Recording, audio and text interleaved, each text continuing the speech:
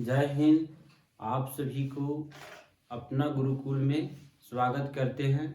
आज हम लोग राज्यसभा के बारे में पढ़ेंगे।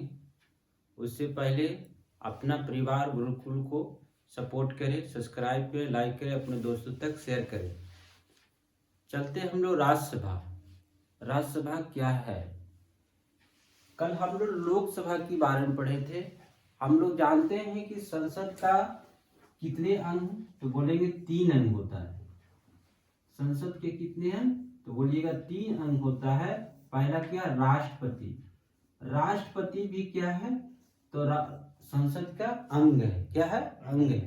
उसके बाद में राज्यसभा, राज्यसभा। उसके बाद में लोकसभा, लोकसभा। तो आपसे प्रश्न पूछेगा कि संसद के कितने अंग, तो बोलिएगा 3 अंग। कौन कौन? एक राष्ट्रपति, एक राज्यसभा, एक लोकसभा। तो 3 का अंग हुआ कि नहीं हुआ? और वही आपका प्रश्न बदल जाएगा कि बताइए कि सदन कितने होता है, तो 2 सदन होता है। कितने? 2 सदन, एक लोकसभा, एक राज्यसभा। तो याद रखिएगा, सदन पूछेगा तो 2 गो, और अंग पूछेगा संसद के तो 3 गो।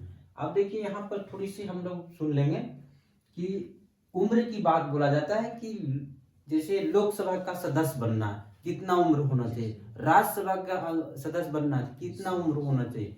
तो हम लोग यहाँ पर देखिए, ध्यान से देखेंगे कि इसको लोकसभा का सदस्य बनना है तो 25 वर्ष होगा। फिर आ जाएगा राज्यसभा में तो 30 वर्ष हो जाएगा। फिर ऐसी राष्ट्रपति बनना है तो 35 वर्ष। कितना? 35 वर्ष। देखिए 5-5 वर्ष। देखिए तो क्या अंतर हो रहा है कि नहीं, बढ़ रहा है कि नहीं? तो देखेंगे हम लोग संसद का अंग में। अब हम लोग जानते हैं कि राज्यसभा, आज हम लोग राज्यसभा के बारे में पढ़ेंगे। कल लोकसभा के बारे में पढ़े थे और राष्ट्रपति के बारे में पढ़ लिए। आज हम लोग पढ़ेंगे राज्यसभा के बारे में। राज्यसभा का उल्लेख किस अनुच्छेद में है, तो बोलेंगे हम लोग कितना में, तो हम लोग बोलेंगे 80 में। कितना? 80 में। तो लोकसभा राज्यसभा का उल्लेख मिला हुआ कहाँ, तो बोलेंगे अनुच्छेद 80 में। राज्यसभा को हम लोग क्या बोलते हैं? अस्थाई सदन बोलते हैं। क्या बोलते हैं? अस्थाई। ये विघटित नहीं हो सकता, विघटित नहीं हो सकता। विघटित नहीं होने के कारण क्या है? जैसे मान लेते हैं कि यदि ए भी रहता है विघटित होने के लिए, तो हमारे संसद, हमारे भारत में कोई ऐसा आपात स्थिति हो जाता कि कोई ऐसा हम लोग कानून बनाना था, मान लेते आपातकाल लगाना है, ऐसा इमरजेंसी लगाना है। और क्या, जब तक कहा गया है कि जब तक मंत्री परिषद या कोई भी सदन का आदि नहीं होता है आपका सपोर्ट, जब तक आप नहीं कर सकते हैं, आपातकाल नहीं लगा सकते। उस स्थिति में कौन काम करेगा, तो कौन काम करता है, तो राज्यसभा करता है। कौन करता है? राज्यसभा। तो इसको हम लोग उच्च सदन बोलते हैं। क्या बोलते हैं? उच्च सदन बोलते हैं। इसको हम लोग विशेषज्ञ सदन बोलते हैं, क्योंकि यहाँ पढ़े लिखे लोग आते हैं, समझे, बुजुर्ग लोग आते हैं। क्या आते हैं? बुजुर्ग लोग और विशेषज्ञ लोग आते हैं। तो इसको बोला जाता है विशेषज्ञ सदन बोला जाता है। और इसको अस्थाई सदन बोलते हैं। तो आपसे प्रश्न पूछेगा विशेषज्ञों का सदन किसको बोलते हैं, तो राज्यसभा को। अस्थाई सदन किसको बोलते हैं, तो बोलिएगा राज्यसभा को। बात समझे? और उसको उच्च सदन बोला जाता है। क्या बोला जाता है? उच्च सदन बोला जाता है। अब हम लोग इसको संरचना के बारे में पढ़ते हैं कि संरचना क्या है। यदि अधिकतम इसका सीटों की संख्या बोला जाए तो 250 है। 250। आपसे प्रश्न किया जाता है कि अधिकतम, वर्तमान नहीं, अधिकतम पूछेगा कि बताइए कि सीटों की संख्या कितनी है, तो बोलिएगा 250। तो 250। इसमें बोला जाता है कि 238 आपका आएगा राज्य और केंद्र शासित प्रदेश। राज्य और केंद्र शासित प्रदेश। केंद्र शासित प्रदेश में सिर्फ आपका 8 ही सीट है। 1 सीट आपका पुडुचेरी में, और 3 आपका दिल्ली में, और 4 आपका जम्मू कश्मीर में। समझे? तो कितना हो गया? 4-8 हो गया। बात समझे? बाकी राज्यों में है। समझे? इसको आवंटित करने के लिए जनसंख्या को देखा जाता है। क्या देखा जाता है? जनसंख्या। जिस राज्य में जनसंख्या ज्यादा है वहां पर आपका राज्यसभा का सीट ज्यादा होगा। ठीक है? तो इसमें बताइए, और 238 किसमें होता है? राज्यों और केंद्र शासित प्रदेशों में। केंद्र शासित प्रदेश अभी बताया आपको, उसी में अभी वर्तमान में कितना है तो बोलिएगा 233। 233, तो 233 में राज्यों और केंद्र शासित प्रदेश है। कौन? एक बोलेंगे पुडुचेरी में, और 3 दिल्ली में, और 4 कहाँ? जम्मू कश्मीर में। 12 जो है जो मनोनीत किया जाता है राष्ट्रपति द्वारा, मनोनीत करेगा 12 को। तो किसको मनोनीत करता है? जैसे मान लेते हैं कि समाज सेवा के लिए विशिष्ट काम किया हो कोई व्यक्ति, कला के क्षेत्र में बहुत परिपूर्ण हो, समझे, उत्कृष्ट प्रदर्शन किया हो, साहित्य के क्षेत्र में बहुत ज्यादा काम अच्छा किया हो, तो ऐसा व्यक्ति को किया जाता है, यहाँ पे नियुक्त किया जाता है, मनोनीत किया जाता है। कितना? 12। अब तो पता हो गया कि मनोनीत कौन करता है, तो राष्ट्रपति करता है, राष्ट्रपति करता है। कौन लोग करता है वो भी हम लोग जाने। अब हम जानते हैं कि सदस्यों का निर्वाचन किस विधि द्वारा होता है, कौन करता है। देखिए इसमें याद रखने वाली बात है, जिस तरह से हम लोग देखे थे लोकसभा का सदस्य का निर्वाचन प्रत्यक्ष रूप से होता है, उस तरह वहां यहाँ नहीं होता है, अप्रत्यक्ष रूप से होता है। कैसा होता है? अप्रत्यक्ष। मान लेते हैं कि किसी राज्य का राज्य विधानसभा का सदस्य निर्वाचित हुआ है, तो उसके द्वारा निर्वाचित किया जाता है, समझे। तो आप बोलेगा कौन सा पद्धति का प्रयोग करता है, तो इसमें बोला जाता है अनुपातिक प्रतिनिधित्व पद्धति का प्रयोग करता है। बाकी मत कौन देता है, तो बोले एकल संक्रमणीय मत देता है।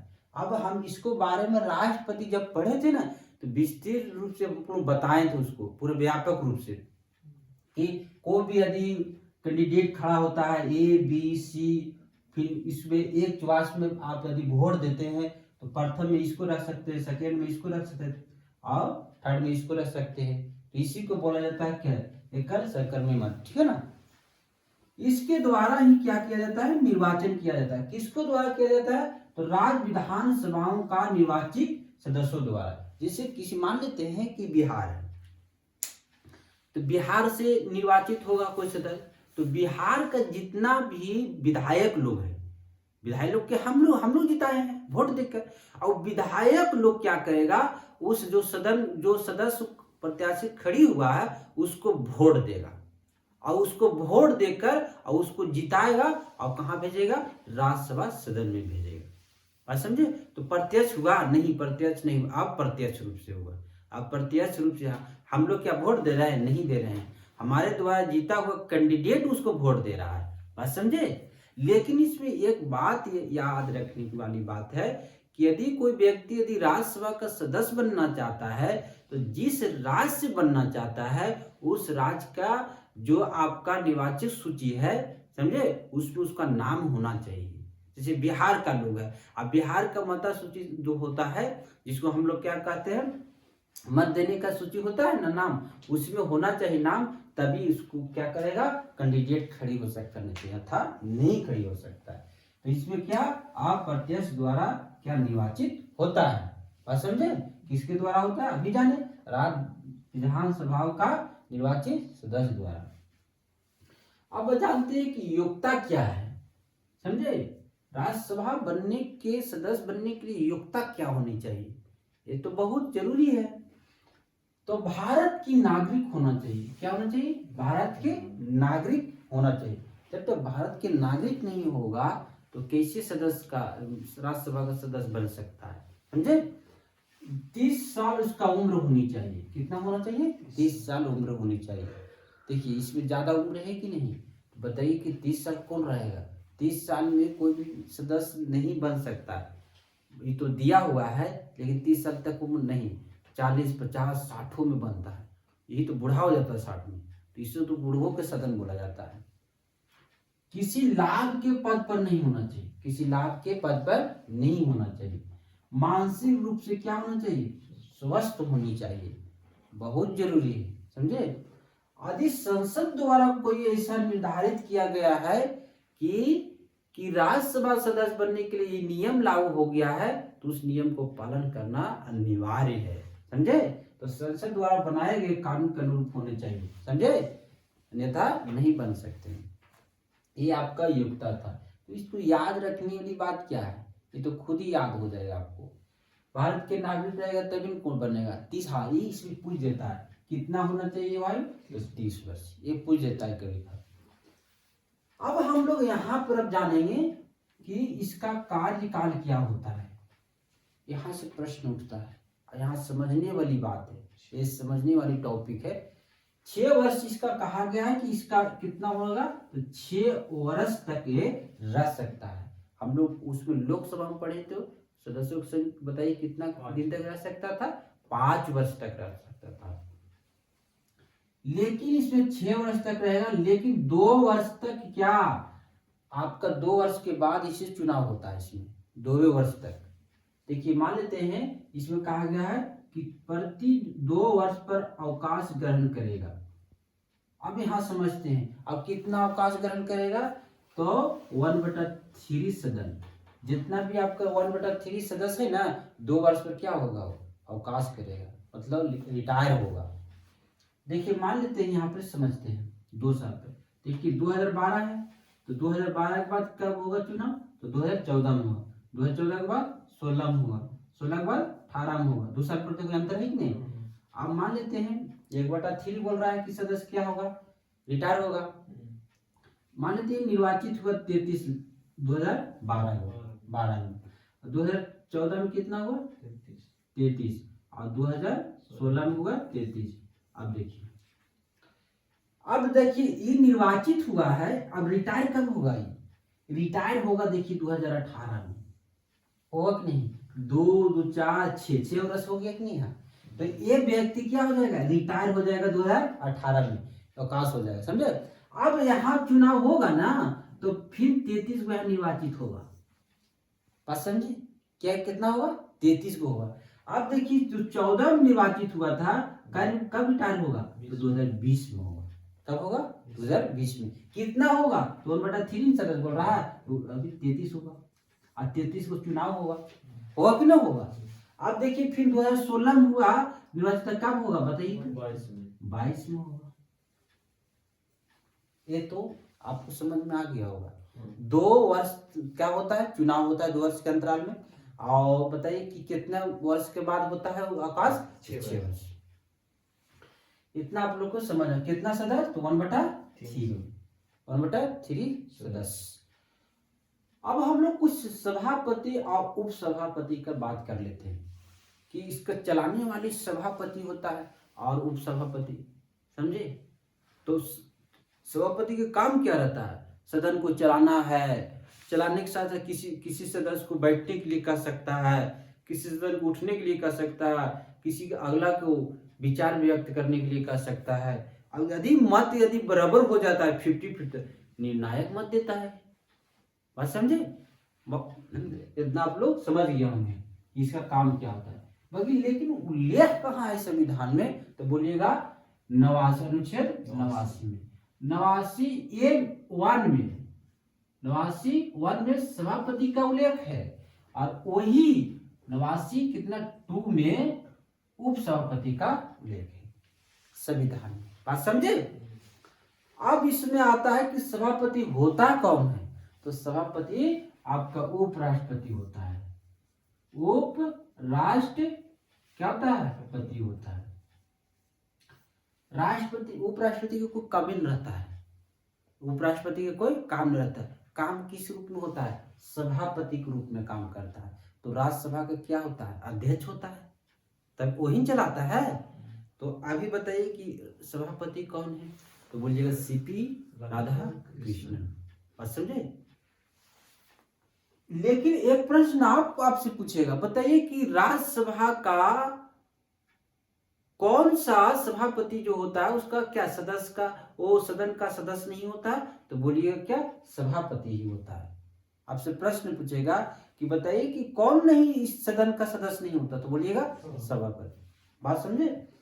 अब इसको सभापति के रूप में ही वेतन मिलता है, उपराष्ट्रपति के रूप में नहीं मिलता है, उपराष्ट्रपति के रूप में नहीं मिलता है। यदि राज्यसभा का सभापति नहीं होता है, तो कौन कार्यभार कर संभालेगा, तो उपसभापति।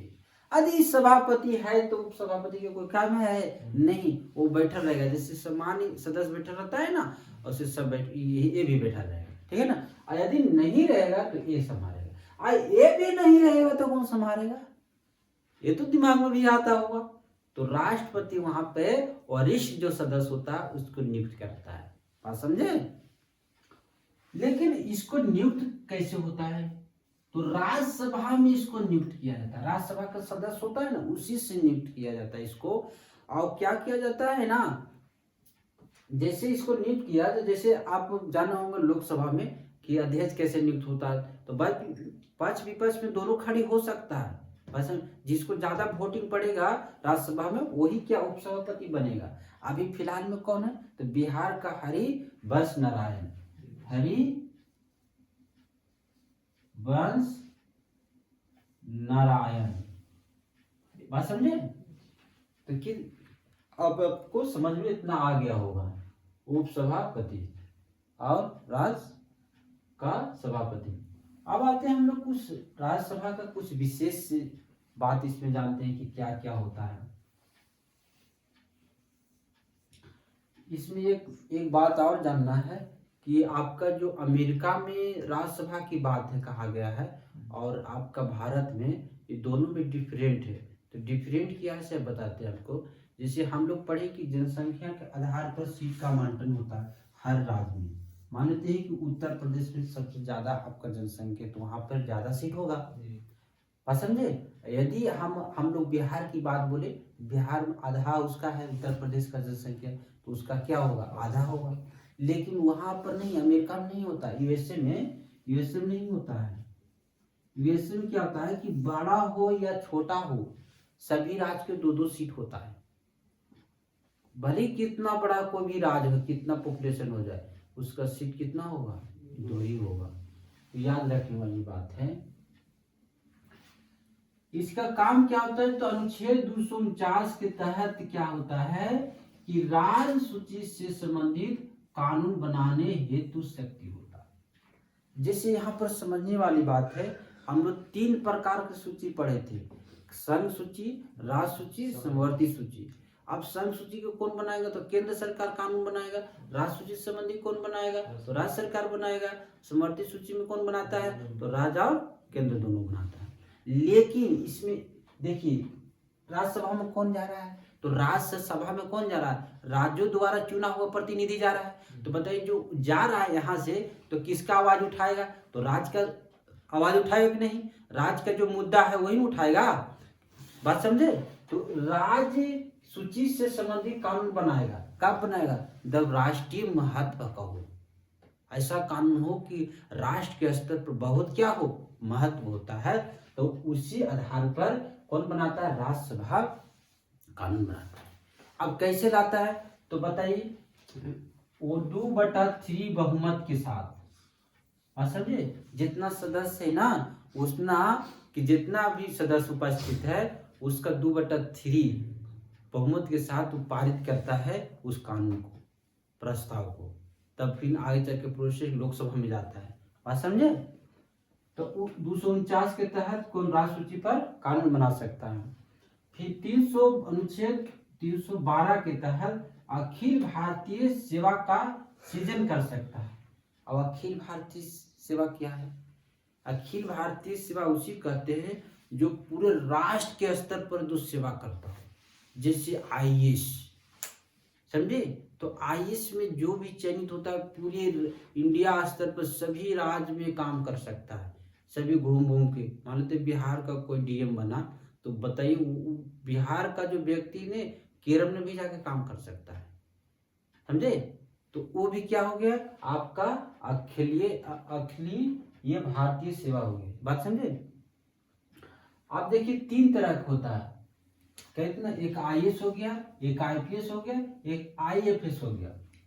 अभी तक 3 ही क्या सेवा है, बात समझे। इसमें याद रखने वाली बात है कि इसमें जो है एफ से फॉरेस्ट होता है, मतलब विदेश सेवा भी बोल सकता है, विदेश सेवा नहीं होता है, एक वन सेवा होता है, फॉरेस्ट सर्विस। कोई आता है फॉरेस्ट सर्विस, तो आपसे कभी कभी पूछ देगा आईएफ के मतलब विदेशी सेवा होता है नहीं, वन सेवा होता है। क्या होता है? वन सेवा होता है, समझे? तो IFS के मतलब वन सेवा, जो वन में अधिकारी होता है ना उसका, विदेश वाला नहीं होता है। इसमें याद रखने वाली बात है। धन विधायक को सहमति इसको देने की बाध्यकारी नहीं होता है। यदि लोकसभा आदि धन विधायक क्या करता है, पारित करके यदि राज्यसभा में भेज दिया जाता है तो कोई जरूरी नहीं कि इस पर सहमति दे, आज स्वीकार भी कर देगा, इसका कोई प्रभाव नहीं है, समझे? यदि 14 दिन तक यदि ना भी सहमति देता है तो मान लिया जाता है कि सहमति दे दिया राज्यसभा। तो बताइए, धन विधायक में से कोई भूमिका है? नहीं, कोई भूमिका नहीं होता है। बात समझे? इसमें याद रखने वाली कोई बात नहीं। इसमें दो याद रखने वाले, 249 के तहत राष्ट्रपति क्या बना सकता है? कानून बना सकता है। और 312 के तहत अखिलीय भारतीय सेवा पर सृजित कर सकता है। अब हम लोग थोड़ा सा जान लेते हैं यहाँ पे कि कभी कभी पूछ देता है कि राज्यसभा में कौन कौन सा राज्य में कितना सीट है, इसके बारे में पूछ देता है कभी कभी, हम लोग पढ़ लेते हैं। हम लोग पढ़े थे कि जनसंख्या के आधार पर सीटों का आवंटन हुआ। तो सबसे ज्यादा जनसंख्या कहाँ है? तो बोलिएगा उत्तर प्रदेश में। उत्तर प्रदेश में 31 है। राज्यसभा का कितना सीट है? 31 है। और वही हम लोग बिहार में आए थे, बिहार में आधा जनसंख्या, तो कितना हो गया? 16 हो गया। कितना हो गया? 16 हो गया। राज्यसभा का सीट कितना हो गया? 16। वही हम लोग आ जाते हैं पश्चिम बंगाल में, तो पश्चिम बंगाल में भी क्या हो गया? 16 हुआ। तो बिहार में जितना क्या है? पश्चिम बंगाल में। और उसके बाद में 31 कहाँ है? तब उत्तर प्रदेश में। अब आते हैं हम लोग, देखिए राजस्थान। तो राजस्थान में देखिए 10 है, यहाँ पर 11 है। तो हम लोग देखें कि एक ज्यादा है। कितना? एक ज्यादा। गुजरात में एक ज्यादा है ना, तो उसमें लोकसभा में पढ़े थे कि राजस्थान में 25 है, तो यहाँ भी 26 है, एक ज्यादा था, इसमें भी एक ज्यादा। तो ऐसे करके याद रख सकते हैं। यदि आपको यदि राजस्थान की याद है तो गुजरात की याद कर सकता है कि ये कुछ ज्यादा था, ऐसे करके याद करें। अभी 11 इसमें है, तो देखो उत्तर प्रदेश में, मध्य प्रदेश में क्या है? 11 है। इससे में आपको देखिए यहाँ पर आपका क्या गुजरात हो गया, यहाँ मध्य प्रदेश हो गया, यहाँ होगा कि ना होगा? तो इससे में आप रख सकते हैं। यहाँ पर आपका उड़ीसा में 10 है, उड़ीसा में 10 है। और वही छत्तीसगढ़ में कितना है? 5 है। तो देखिए बगल में पड़ोसी है उड़ीसा का, समझे? तो उड़ीसा कितना हो गया? 10। तो छत्तीसगढ़ में कितना हो गया? 5। तो ऐसे करके याद रख सकते हैं। उसके बाद में महाराष्ट्र में आते हैं तो 19, महाराष्ट्र में 19 जनसंख्या, उसमें भी वहां ज्यादा है। फिर उसके बाद में कर्नाटक कितना? 12, कर्नाटक 12। और उसके बाद में 12 आ जाता है, तो तमिलनाडु में कितना हो गया? 18। बताइए, एक कम है, महाराष्ट्र से एक कम है। बात समझे? कर्नाटक में 12 है। अब बताइए केरल में 9। केरल में क्यों जनसंख्या कम है? क्योंकि वहाँ ज्यादा सब पढ़े लिखे हुआ। जो पढ़े लिखे जो स्टेट होता है उसका जनसंख्या कम ही होता है, क्योंकि जो पढ़े लिखे इंसान होता है ऐसी पॉपुलेशन कम करना चाहता है, समझे? हम दो हमारे दो, बात समझे? तो यही सब होता है। अब यहाँ पर देखिए 4 कहाँ हो गए? आपका कश्मीर में, और 7 हो गया आपका पंजाब में, और 5 हो गया हरियाणा में। बात समझे? और बाकी इस स्टेट में देखिए तो एक है आपका, त्रिपुरा चल जाइए, आप चल जाइए मिजोरम चल जाइए, सब एक, गोवा चल जाइए, सब एक ही दिखेगा, एक ही। तो आशा करते हैं कि इतना आप लोग को समझ में आ गया। हम लोग आज राज्यसभा के बारे में पढ़े। राज्यसभा को स्थायी सदन बोलते हैं। कितना इसका उम्र होना चाहिए? 30 वर्ष होना चाहिए। तो हम लोग राज्यसभा के बारे में आज पढ़ें। आशा करते हैं कि इस क्लास आपको समझ में आया होगा, पसंद में आया होगा। अपने दोस्तों तक शेयर कीजिए, सब्सक्राइब कीजिए, लाइक कीजिए। इस गुरुकुल से जुड़ने के लिए शुक्रिया, धन्यवाद, जय हिंद।